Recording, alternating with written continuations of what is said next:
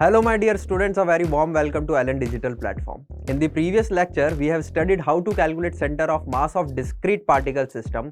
Then we have also studied how to calculate center of mass of continuous mass distribution. We have also studied how to calculate center of mass of combination of body. Last but not the least, now we will study how to calculate center of mass of truncated bodies. Truncated bodies, What are truncated bodies? Truncated bodies होती क्या है? Let us see. तो truncated bodies की अगर मैं बात करूं तो आपकी स्क्रीन पर आप देख सकते हैं यहां पर एक स्क्वायर प्लेट है जिसके अंदर से कुछ मास रिमूव कर दिया गया है। ऐसी बॉडी जिसके अंदर से कुछ मास रिमूव करके कैविटी क्रिएट कर दी जाए, ऐसी बॉडी को बच्चों बोलते हैं ट्रंकेटेड बॉडी या फिर बोलते हैं बॉडी विद अ कैविटी। इधर भी आप देख सकते हो एक सर्कुलर डिस्क में से एक छोटी सर्कुलर डिस्क को हटा दिया गया है, मतलब एक कैविटी क्रिएट कर दी गई है। ऐसी बॉडीज को बोला जाता है ट्रंकेटेड बॉडीज या फिर बॉडीज विद अ कैविटी। हमको इनका ही सेंटर ऑफ मास कैलकुलेट करना बच्चों यहां पर सीखना है कि इनका सेंटर ऑफ मास कैसे कैलकुलेट करूं। अगर मेरे पास क्वेश्चन आ जाए या मुझे इनकी जरूरत पड़े तो कैसे इनका सेंटर ऑफ मास कैलकुलेट करा जाएगा, ये हम सीखेंगे। तो समझते हैं इसको एक एग्जांपल से। थ्योरेटिकली भी समझा जाता है बट एग्जांपल से ज्यादा फील आएगी और ज्यादा समझ में आएगा कि ऐसी बॉडीज का सेंटर ऑफ मास कैसे कैलकुलेट करा जाता है। Let us see an example. तो फर्स्ट एग्जांपल जो है बच्चों वो ये है। First example is from a uniform disc of mass m and radius 2r, a small disk of radius r has been cut out. Find center of mass of disk with the cavity. क्या है मतलब कि एक disc है मेरे पास जिसका मास कितना है बच्चों m है और इसकी रेडियस कितनी है 2r है। इसमें से एक छोटी डिस्क रेडियस r की हटा दी गई है कुछ इस तरीके से। तो मुझे बताओ कि ये जो बॉडी बची है इसका सेंटर ऑफ मास कहां पर लाई करेगा। तो मुझे इसका सेंटर ऑफ मास अब कैलकुलेट करके बताना है। कैसे करें इसका सेंटर ऑफ मास कैलकुलेट? सोचिए थोड़ा सा। क्या सर इसमें कोई एलिमेंट ले सकते हैं? सोचो जरा। एलिमेंट एलिमेंट एलिमेंट, हाँ एलिमेंट लेना तो पॉसिबल लग नहीं रहा है। कोई सिमेट्री ऐसी दिख नहीं रही जिससे मैं कोई एलिमेंट यहां पर कंसीडर करूं। फिर क्या करें? क्या एक कॉम्बिनेशन ऑफ बॉडीज से बना हुआ है? हाँ सर, ये कॉम्बिनेशन ऑफ बॉडी से बना सकते हैं। कैसे बनाते हैं समझते हैं। देखो इसको कॉम्बिनेशन ऑफ बॉडी से सॉल्व करा जाएगा, देखते हैं कैसे। मैंने क्या करा बच्चों, ये जो मेरी ट्रंकेटेड बॉडी थी इसमें जो कैविटी थी इतना मास लिया और इतना मास इसके अंदर ऐड कर दिया। जैसे ही मैंने मास ऐड करा आप देख सकते हैं क्या बन गई है, एक कंप्लीट डिस्क बन गई है। क्या बन गई है? एक कंप्लीट डिस्क। और इसका सेंटर ऑफ मास तो मुझे पता है कहां लाई करता है। तो इस कॉम्बिनेशन से मैं कर सकता हूं सेंटर ऑफ मास कैलकुलेट इस ट्रंकेटेड बॉडी का। मैंने क्या बोला? मैंने कहा this truncated body plus this mass अगर मैं कर दूं तो पूरी कंप्लीट डिस्क बन जाएगी। बिल्कुल बन जाएगी, इसमें तो कोई शक नहीं होगा आपको, है ना। अब देखो अब आगे कैसे करेंगे। मैंने क्या सोचा, मैंने कहा इसका सेंटर ऑफ मास कहां लाया करेगा। जरा सा अगर मैं सोचूं इसका सेंटर ऑफ मास अज्यूम करना हो अगर मुझे, तो मैं कहां अज्यूम कर सकता हूं? थोड़ा सा सोचो। क्या ये बॉडी एक्स एक्सिस के अबाउट सिमेट्रिकल दिख रही है आपको? हाँ सर, जैसा मास डिस्ट्रीब्यूशन ऊपर है same mass distribution x axis के नीचे भी है। इसका मतलब ये बॉडी एक्स एक्सिस के अबाउट सिमेट्री है, तो इसका y coordinate of centre of mass तो 0 हो जाएगा। ये वाई एक्सिस पे लाई नहीं करेगा, वो एक्स एक्सिस पे लाई करेगा। इतना मैं सोच सकता हूं। अच्छा, क्या ये वाई एक्सिस के अबाउट भी सिमेट्रिकल है? देखो वाई एक्सिस के अबाउट इधर मास कम है और इधर मास ज्यादा। इधर मास कम क्यों है? क्योंकि ये मास हमने यहां से रिमूव कर दिया है। तो इसका मतलब इसका x coordinate of centre of mass y axis से थोड़ा इस साइड लाई करेगा। तो अज्यूम कर लेते हैं वो कुछ यहां पर लाई कर रहा है। अब मैं क्या सोच सकता हूं, मैं इस पूरी बॉडी को as a point particle consider कर सकता हूं on its centre of mass. Yes और नो? हाँ सर, उसको मैंने यहां पर नीचे ड्रॉ कर लिया एक एक्सिस पे। ठीक है। अच्छा बच्चों, इसका सेंटर ऑफ मास कहां पर लाया करेगा? ये तो आप लोगों को पता ही है। इसका सेंटर ऑफ मास इसके ज्योमेट्रिकल सेंटर पे लाया करेगा। ये तो रेगुलर यूनिफॉर्म डिस्क है। यस और नो? हाँ सर, तो इसका सेंटर ऑफ मास मैंने यहां मान लिया, तो मैं मान सकता हूं इसका पूरा का पूरा मास यहां पर कंसंट्रेटेड है। इसके पूरे मास को मैं यहां पर अज्यूम कर सकता हूं एंड हेंस वो पॉइंट पार्टिकल भी मैंने नीचे ड्रॉ कर दिया है। अब इन दोनों के कॉम्बिनेशन से ही तो ये बना है, मतलब इन दोनों का सेंटर ऑफ मास, इन दोनों का combined centre of mass will be centre of mass of the complete disc. ऐसा कैसे बोल पा रहे हैं? क्योंकि इन दोनों के कॉम्बिनेशन से ये बना है। तो इन दोनों का जो कंबाइंड सेंटर ऑफ मास होगा वो सेंटर ऑफ मास इस बॉडी का होगा जो कि इसके ज्योमेट्रिकल सेंटर पे लाई करता है, वो भी मुझे पता है। इसका मतलब मैं बोल सकता हूं ये दोनों पॉइंट पार्टिकल का जो सेंटर ऑफ मास है वो ये होगा जो इस पूरी बॉडी का सेंटर ऑफ मास होगा। ये मैं यहां से कंक्लूड कर सकता हूं। अरे वाह, अब देखो आगे कैसे निकालना है तो समझते हैं। आगे कैसे निकालेंगे हम देखते हैं। Let's see. तो यहां पर मैंने इसका बोला मास मान लो, अज्यूम कर लो, लेट अस से इट्स मास इज m1। इसका मास कितना अज्यूम कर लो बच्चों, इसका मास अज्यूम कर लो m2 और इसका मास अज्यूम कर लेते हैं लेट अस से m3। इसका मास कितना अज्यूम कर लेते हैं बच्चों, इसका मास अज्यूम कर लेते हैं m3। ये m1 माना था, ये m2 और इसका मास मान लेते हैं बच्चों m3। इसका जो कोऑर्डिनेट है सेंटर ऑफ मास का उसको मैं बोल रहा हूं बच्चों x1, इसके कोऑर्डिनेट को बोलते हैं x2 और इसके कोऑर्डिनेट को लेट अस से x3 बोल लेते हैं। अब मुझे क्या पता है, क्या m3 प्लस m2 बनकर m1 बना रहा है? यस सर, लिख लेते हैं कि m3 plus m2 will be equals to m1। ये मैं लिख सकता हूं क्योंकि इन दोनों के कॉम्बिनेशन से ही ये बॉडी बनी है। अब मुझे पता है ये जो ऑरेंज वाला पॉइंट पार्टिकल है और ये ब्लू वाला पॉइंट पार्टिकल है, इन दोनों का सेंटर ऑफ मास इस येलो वाले पॉइंट पार्टिकल से कोइंसाइड कर रहा है। तो डिस्क्रीट पार्टिकल सिस्टम की नॉलेज से I can write x1 will be equals to m2 x2 plus m3 x3 upon m2 plus m3। लिख सकता हूं नहीं लिख सकता? बिल्कुल लिख सकते हैं सर, बिल्कुल लिख सकते हैं। निकालना क्या है, निकालना है x3, that is the x coordinate of centre of mass of the truncated body. इस इक्वेशन से निकालते हैं बच्चों। m2 प्लस m3 किसके बराबर है, m1 के। क्रॉस मल्टीप्लाई करो और वैल्यू भी पुट कर दो तो हो जाएगा m1 x1। इस पूरे को क्या लिख दिया मैंने, m1 लिख दिया। That will be equals to m2 x2 plus m3 x3। यहां से x3 की वैल्यू फाइंड करते हैं, क्या आएगी सोचो। x3 will be equals to, इसको इधर ले आते हैं तो it will be m1 x1 minus m2 x2 upon m3। और इस इक्वेशन से देख m3 क्या है, क्या वो m1 माइनस m2 के बराबर है? तो अपॉन में लिख लो m1 minus m2, m1 minus m2। हो, ये तो कैलकुलेट हो गया, मजा आ गया। बट हर बार क्या मैं ऐसे ही डिराइव करूंगा? नहीं, मैं हर बार ऐसे डिराइव नहीं करूंगा। ये जो फॉर्मूला यहां पर आया है यही मुझे याद रखना है और यहीं से मैं एक नया कंसेप्ट बनाऊंगा जिसको बोलते हैं नेगेटिव मास कंसेप्ट।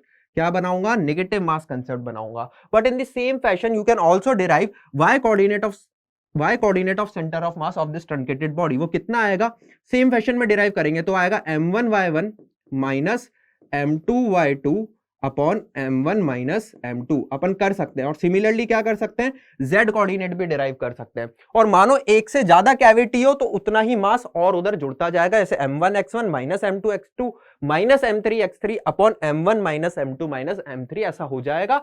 वो अपन बहुत इजीली कर सकते हैं। बट मैंने क्या कहा कि इस फॉर्मूले को तो आपको याद करना है, it is to be remembered. ये TBR का मतलब क्या होता है, टू बी रिमेंबर। ये आपको याद करना है, अपन डायरेक्टली अप्लाई करेंगे with the help of negative mass concept. कौन सा कंसेप्ट बच्चों, नेगेटिव मास कंसेप्ट। कौन सा कंसेप्ट है, negative mass concept. Negative mass concept, ये कौन सा कंसेप्ट है सर? अभी समझाऊंगा बच्चों। नेगेटिव मास कंसेप्ट होता क्या है समझते हैं। मैंने पहले क्या बोला था, truncated body plus this body will be equals to this body. अब मैं उल्टा बोलता हूं, मैं क्या बोलता हूं, कंप्लीट बॉडी ले लो, ये जो कैविटी है इसको फिल कर दो पॉजिटिव मास से। अब जितना आपने पॉजिटिव मास से फिल करा है उतना ही ये नेगेटिव मास लो, इसकी जगह क्या लो, नेगेटिव मास लो। इसका मास पॉजिटिव मत मानो, नेगेटिव मान लो। अब इन दोनों को कंबाइन करोगे तो पॉजिटिव जो आपने जोड़ा फिल करने के लिए प्लस ये नेगेटिव, नेट मास कितना हो गया, पॉजिटिव माइनस नेगेटिव 0 हो गया। मतलब क्या बन गई ये, मतलब दिस प्लस दिस करूंगा विद अ नेगेटिव मास तो मेरे पास ये बॉडी यहां पर बनकर आ जाएगी। तो अगर इन दोनों के कॉम्बिनेशन से ये बना रहा हूं तो मुझे इसका मास क्या लेना है, नेगेटिव। तो इसका सेंटर ऑफ मास मुझे पता होगा, इसका सेंटर ऑफ मास का कोऑर्डिनेट भी पता होगा, तो मुझे पता है कॉम्बिनेशन ऑफ बॉडी बन गया ना। और कॉम्बिनेशन ऑफ बॉडी तो मुझे आता ही है, इन दोनों का कॉम्बिनेशन ये होगा तो अपने आप ये फॉर्मूला डिराइव हो जाएगा। आप इन दोनों का कॉम्बिनेशन क्या लिखते हैं, m1 x1 plus m2 x2 upon m1 plus m2 लिखते हैं ना। बट m2 की जगह क्या लिखना है, अब नेगेटिव लिखना है। तो अपने आप फॉर्मूले में यहां पर माइनस और यहां पर माइनस आ जाएगा, मतलब ये फॉर्मूला ऑटोमेटिकली बन जाएगा। क्या करना है, कैविटी को भर दो पॉजिटिव मास से और उतना ही नेगेटिव मास ओवरलैप कर दोगे तो नेट मास उस जगह क्या हो जाएगा, 0। मतलब क्या बन जाएगी, कैविटी। मतलब इन दोनों के कॉम्बिनेशन से मैं ये बनाऊंगा। बस ये याद रखना कि इसका मास क्या मान लूंगा, नेगेटिव मान लूंगा। इसी को बोलते हैं बच्चों negative mass concept. Got my point. हल्का सा डाउट रह गया है, क्लियर कर देते हैं। देखो कैसे, मैंने क्या बोला समझो। मैंने बोला बच्चों कि मैंने पूरा पहले डिस्क को भर दिया, जितना यहां पर कैविटी थी उतना मास भर दिया, मतलब पॉजिटिव मास लगा दिया यहां पर। उतना ही अब मैं क्या कर रहा हूं, नेगेटिव मास इसके ऊपर ओवरलैप कर रहा हूं। जैसे ही मैं उतना नेगेटिव मास इसके ऊपर ओवरलैप करूंगा तो यहां का मास नेट कितना हो जाएगा, पॉजिटिव और नेगेटिव मिलकर ये नेट मास हो जाएगा 0 और ये नेट मास यहां पर 0 हो गया तो क्या बन जाएगी कैविटी। इसका मतलब मेरी जो कैविटी है it is combination of these two body और दो बॉडी की कॉम्बिनेशन का सेंटर ऑफ मास निकालना मुझे आता ही है। कैसे निकालते हैं मैं लिख सकता हूं x coordinate will be equals to m1 x1।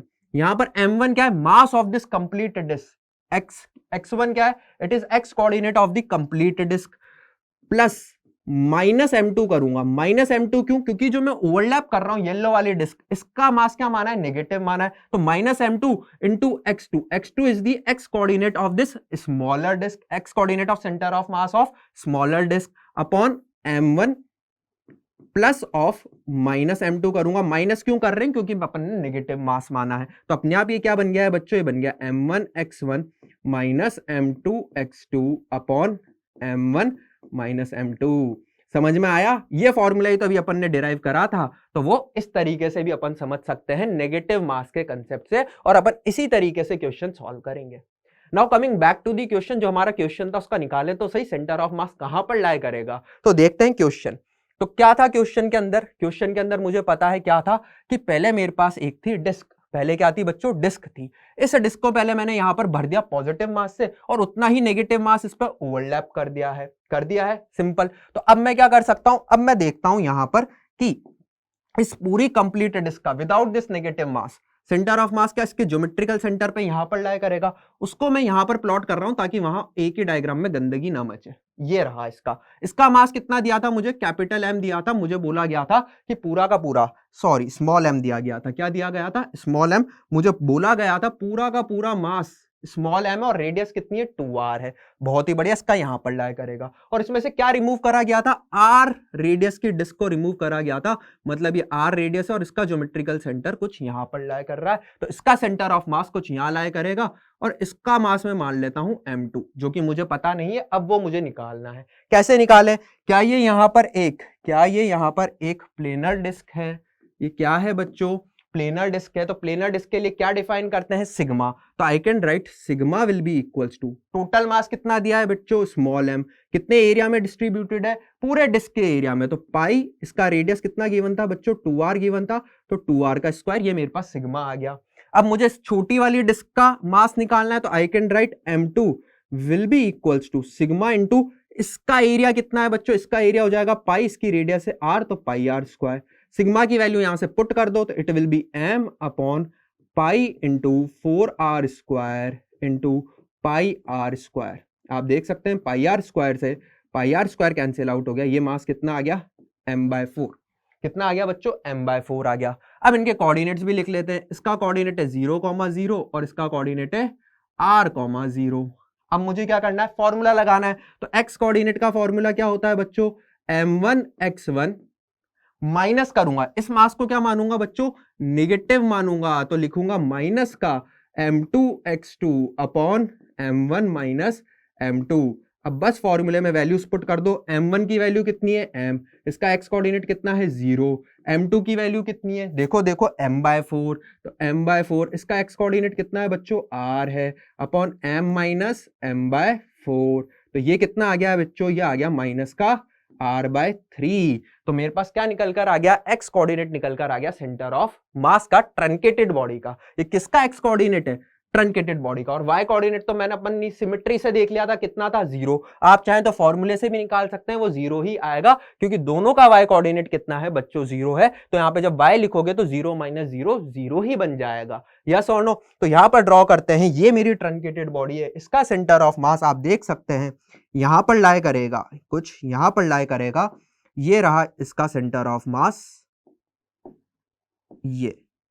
और ये दूरी कितनी कहलाएगी बच्चों? ये दूरी मेरे पास जो यहां पर आई है, ये आई है r/3। और ये नेगेटिव साइन का इंडिकेट कर रहा है कि ये नेगेटिव x एक्सिस पे लाई कर रहा है, मतलब कुछ यहां पे लाई कर रहा है। This is the centre of mass of my truncated body and hence this is my answer.